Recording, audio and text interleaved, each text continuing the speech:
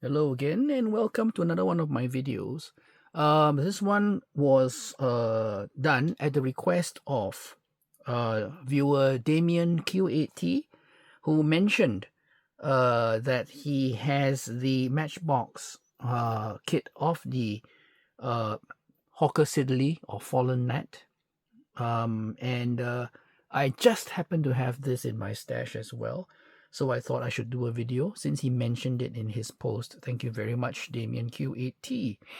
So this is a kit which I picked up in Taiwan on one of my little trips there for work. And the box is a little bit dinged up and looks a bit moldy actually, to be honest. But it's a very interesting box because it's Matchbox, right? And it is in the house style with the black on the bottom and the house colors here. After Revel had taken them over, it still comes in two colors apparently. And let me see what else can I talk about. It's got this little badge here which says it's aerobatic teams. So I think well, Matchbox must have done a little sub-series of kits highlighting aircraft used in used by aerobatic teams and providing aerobatic team markings. So let's have a look at this.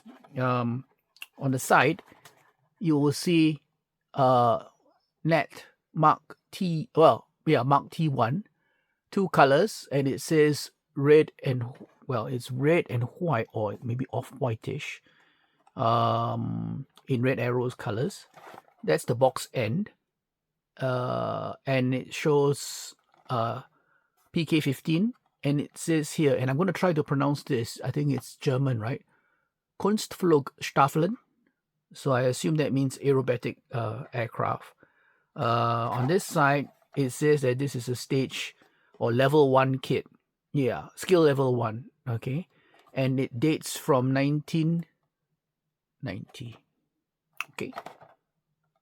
And on this side, it says a different. It still says PK15, but instead of saying aerobatic squadron in German, it says Patrouille de Voltige. I don't know. I'm just guessing. Okay. Sorry if I'm mangling it up. On the box bottom, classic Matchbox. Okay. You have the Red Arrows Royal Air Force aerobatic team based at RAF Campbell. That's the top marking option. All red with a little flash on the side, the shield, and the fin flash. And then there is this. This is a nice one. It's a Central Flying School markings, and not quite raspberry ripple, but it does look quite fetching. It's red overall, but it has additional red stripes on the side here, on the top sides, and on stretching over to the side, and then stripes on the wings as well. Okay, this particular option carries wing tanks and is from number 4 Squadron Central Flying School from Little Rissington. Okay, good. Now let's just jump into this. Ooh, let me see that. Yeah, box is gradually falling apart. Probably gonna try and fix that. Doesn't take much. A bit of white glue. Okay. Box is empty. Yes. So let's have a look at this. Instruction sheet. And one can already see that there's a lot of Chinese words, Chinese characters, not Chinese words, Chinese characters on this. This was from Taiwan, as I said, so that explains that. Transparency. Okay. Decal sheet. That doesn't look too bad. Okay, I'm going to put that here. And then we have the sprues. Okay. Let's let's open that up just a little bit more, and then we can have that view. And then let me look at the instruction sheet. It's a single sheet. The net is a very small plane, right? We've seen that in the Airfix, the video of the Airfix version. So one sheet looks like an A4 folded into 4. Okay. The box art is repeated, but it's different. This one shows the jet and another jet and another jet and another jet, right? Whereas this one shows it's the same basic arrangement, but it shows it flying low level. Okay. I like the box art better. Chinese on top here, and then some details in English here, and then of course the history of the plane here in Chinese, and then some directions as to how to apply decals and all that sort of thing, and how to paint, what colors to paint where.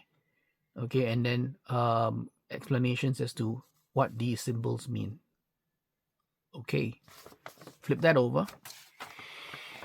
Slightly yellowed, little brown spots here and there, and Chinese instructions again, but it's pictorial, right? So you have your cockpit floor, console, I suppose that's what you would call it, for the backseater, who is in this case of course the instructor, and the pilot in front. Now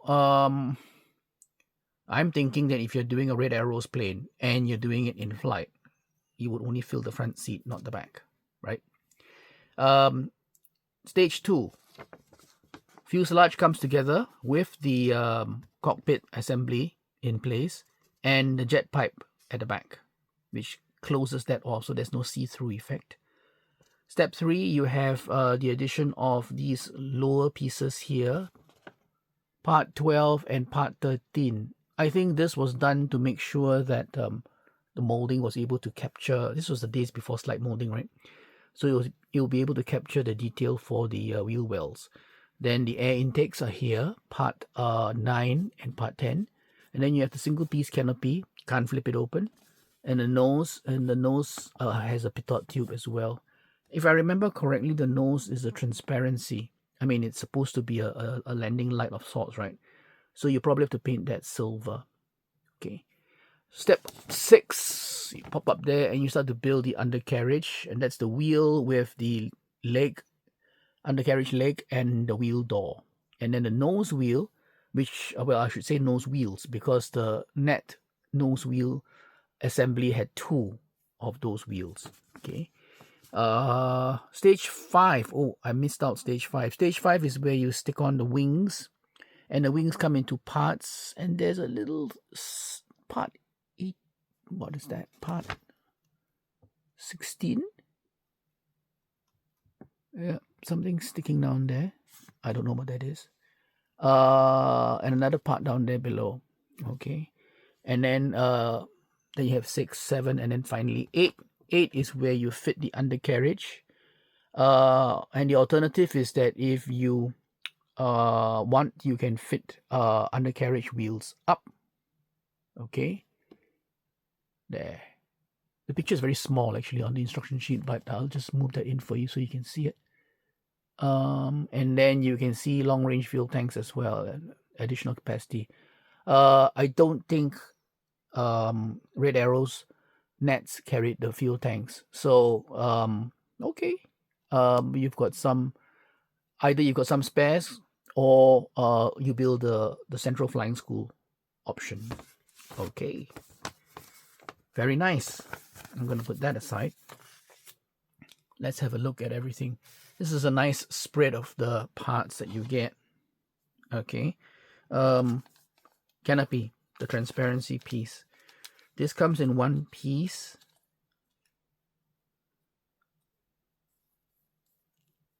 Some scuff marks, but no distortions. I can see right through. It's very, very clear.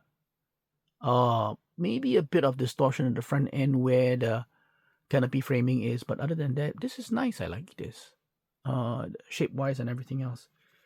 Okay, it feels quite sturdy in the it feels quite sturdy when you pick it up with your fingertips. Let me see. Deco sheet. This looks quite good actually.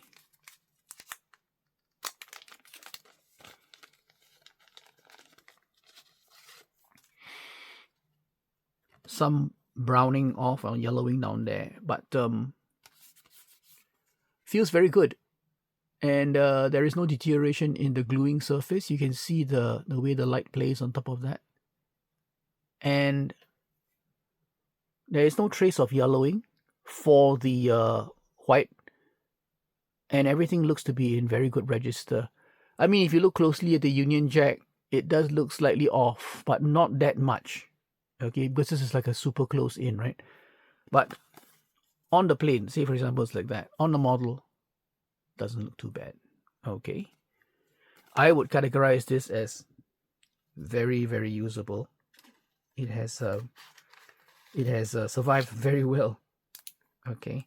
I don't remember when I picked this up. I was traveling to Taiwan maybe in the early 2000s actually. Yeah. Well, maybe not the early 2000s, but about 2000. Yeah. Mid 2000s to that, like the 2010s. Yeah, thereabouts. So it has survived quite well. At least 10 years in the dungeon basically. So let's look at the parts now. Okay, the plastic quality doesn't look fantastic. I mean, it looks like as if it's a bit faded. Okay. Shape wise, I think it looks very nice. Okay. The ejection seats look really decent. At least they look more like ejection seats, aircraft ejection seats, right, than some little benches that I've seen. Wing tanks, I think these are unique to the Gnat. They don't have any pylons, but they're almost like elongated slipper tanks, right? I think those are the gear doors. That's the jet intakes. That's the nose wheel door, and that is one of the this thing. I think it's one of the consoles.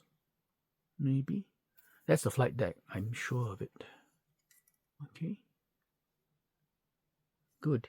Now, I'll go back and find out what that piece is. Wings. Now, this is interesting because where the pylons, where the wing tanks fit, there's a slight raised element there, which means that if I want to build this as a Red Arrows plane, I'm going to have to sand that off and make that flush. I don't think that remained. Whatever it is, there are 2 dots down there as well which need to be filled. So yeah, I might as well just sand everything off, right? That's the nose and pitot, and as I was mentioning, that thing should be silver. Okay. Undercarriage struts. Okay. White plastic doesn't help very much, but there you can see a bit more of relief detail like that. Let me just flip that over. Yeah. Okay. Then the pilot figures. Now again, as I said, if you're doing this as a Red Arrows plane, then you only need one of these, right? Okay. It's a jet pipe, and that's very nice because the jet pipe looks very fine. It's not very thick. Okay, but it doesn't go very far deep in. So if you really want to improve this, I suppose you could drill a hole and then maybe add a bit more of plastic tubing at the back. Wheels. Let me try and see whether I can get the angle right for you to see the wheels. Not bad, right? Yeah, not bad. Okay. Size-wise, these look to be a little bit more to size compared to the Airfix kit, of course. That's what I'm talking about. Okay, so that's it. It's 2 sprues. It's a very, very simple model. Hence the single A4 sheet. And I think, yeah, I'm correct. I mean, that's what, part 4. So if we check back again, what is this one? Yep, most definitely part 4. Got to clean off a little bit of flash here and there. Okay. There does not seem to be an instrument panel for the pilot, or if you're building the Central Flying School one, for the student pilot sitting in front. Okay. But apart from all that, generally I think this is a fairly decent kit. It seems, yeah, it's got the right shape, I think. It's got the right shape. And recessed panel lines, and yeah, a bit deep and broad. But yeah, I mean, if you know what, I don't have a problem with any of this. This looks quite good. Now the only problem I'm gonna have is that one. That seems to be a real bother. Can you see it? There. Can you see it? No, I think that has to go. So, okay, it's not that major a problem. Just a bit of sanding, scraping and sanding should help. Okay, just, I suppose it's just an additional bit of work that needs to be done. Okay, plastic quality. No, doesn't get me excited, basically, and it doesn't have that nice gleam and shine that you see on the, remember the old Frog BF11 OG that I was talking about a couple of weeks back. Okay, so I mean, I've got this one and I've got the Airfix one. So I think what's going to happen is that the Airfix one is going to be, oh, I've got to fix that.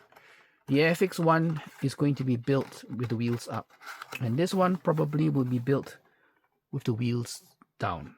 Okay, and it will both be in red arrows markings. I think that should be appropriate.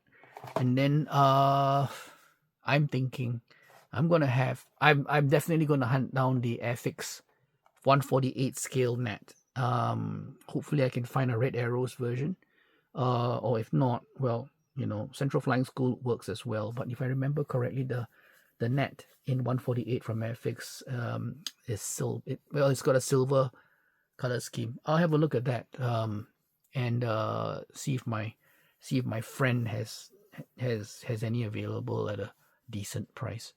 So anyway, that's it. That's the kit.